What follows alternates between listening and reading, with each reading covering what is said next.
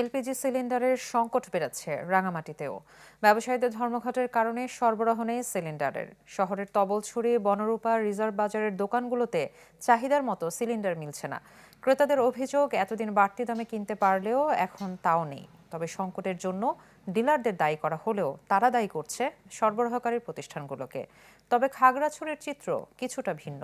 বৃহস্পতিবার সকাল থেকে জেলা শহরের বিভিন্ন পয়েন্ট ও খুচরা দোকানগুলোতে ১৪০০ টাকায় বিক্রি হচ্ছে এলপিজি গ্যাসের বোতল, তাও পর্যাপ্ত নয়।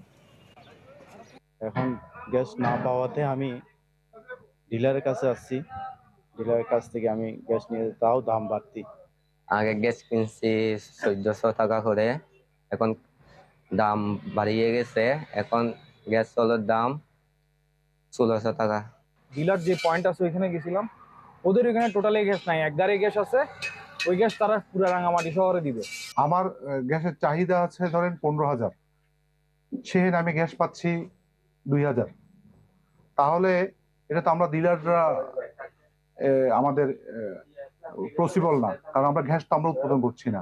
গত ডিসেম্বর মাসেও ধরেন আমার টোটাল যত সেলস, এই সেলসের 25% গ্যাস পাইছি।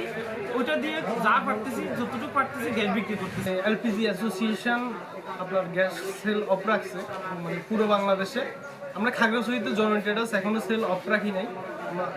আমাদের যতটুকু মজুদ আছে আমরা সেল করতেছি। নতুন এবং ফিরে আসা গ্রাহকদের জন্য নগদে চলছে ক্যাশব্যাক সহ প্রতিদিন হাজারো উপহার জেতার সুযোগ। হবে আশা আর ফেরা, সারপ্রাইজ সেরা।